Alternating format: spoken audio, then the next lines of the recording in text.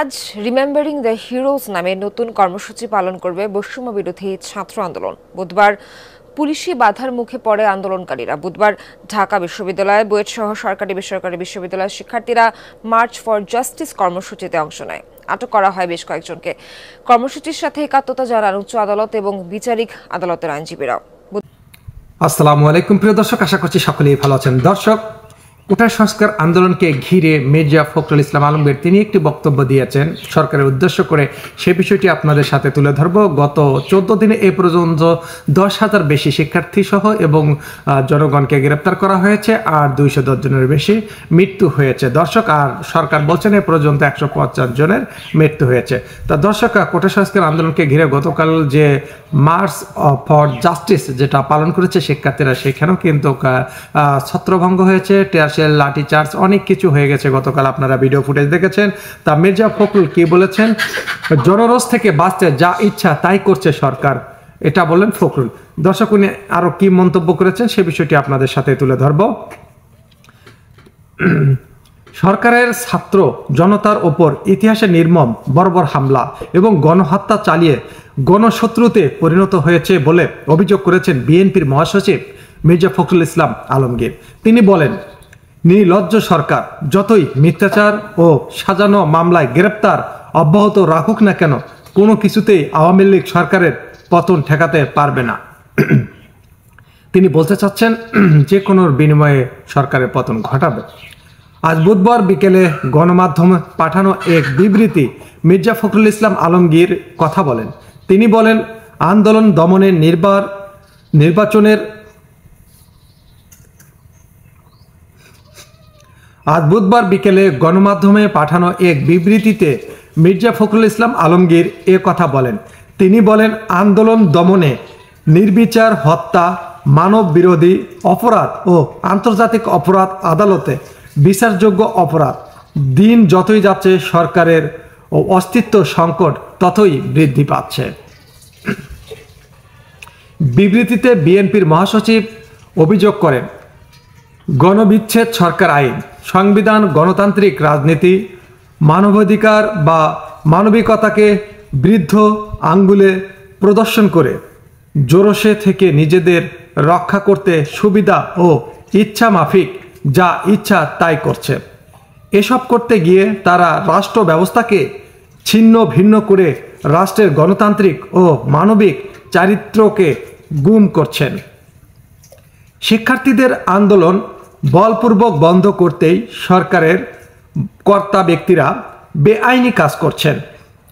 দিবালোকের মতো তা স্পষ্ট, এমন মন্তব্য করেন মির্জা ফখরুল। তিনি বলেন, সন্ধ্যাকালীন কারফিউ চলাকালে এলাকা ভাগ করে আইন শৃঙ্খলা রক্ষাকারী বাহিনী ব্লক রেড পরিচালনা করেন।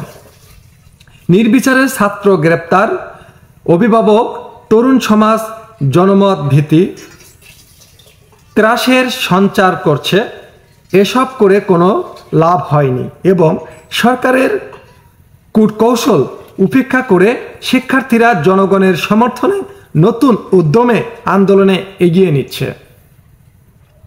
বিএনপির মহাসচিব অভিযোগ করেন, ঢাকা, চট্টগ্রাম, রাজশাহী, খুলনা, যশোর, বরিশাল সহ দেশের বিভিন্ন স্থানে মার্চ ফর জাস্টিস কর্মসূচি আইন শৃঙ্খলা রক্ষাকারী বাহিনী লাঠিপিটা, কেদান গ্যাসের সেল নিক্ষেপ, গ্রেপ্তার, নির্যাতন করে বাধা দেওয়া হয়েছে।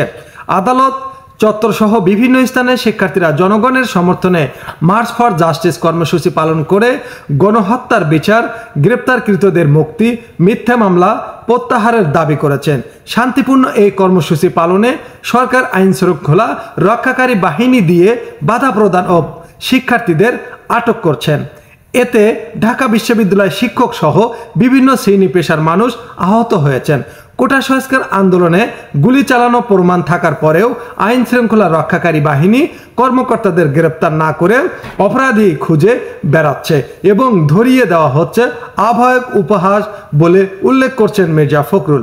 তিনি বলেন, সরকারের নির্দেশে আইন শৃঙ্খলা রক্ষাকারী বাহিনী ও ছাত্রলীগের ক্যাডাররা নির্বিচারে গুলি করে শত শত ছাত্র জনতার প্রাণ কেড়ে নিয়েছে, গণহত্যা চালিয়েছে তারা।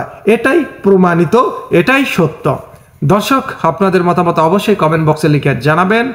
সরকার, পুলিশ তারা বলছে বিএনপি জামাত এই কোটা সংস্কার আন্দোলনে শিক্ষার্থীর উপর তারাই হামলা চালিয়েছে।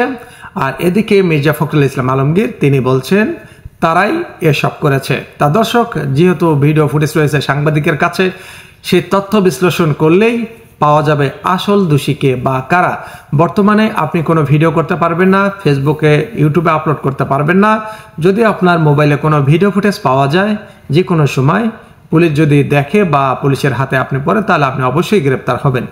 আর যে বাচ্চাগুলো 4 থেকে যে 8টি শিশু মারা গিয়েছে, একটি শিশু ছিল হাত 8 তলায়, তাহলে নিচে আন্দোলন হচ্ছিল আর 8 তলায় গুলিটা কিভাবে গেল? কারা গুলি করলো?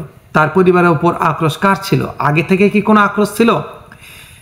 আমার মনে হয় যে সেই রাহাদের বাবা বা আহাদের বাবা ওই 8 তলা থেকে জানালা দিয়ে হয়তো কোনো ভিডিও করছিল, আর এই ভিডিও করার কারণে হয়তো কেউ বা সেই দিকে গুলি ছুঁড়েছে, সেই গুলিটা হাতকে লেগেছে।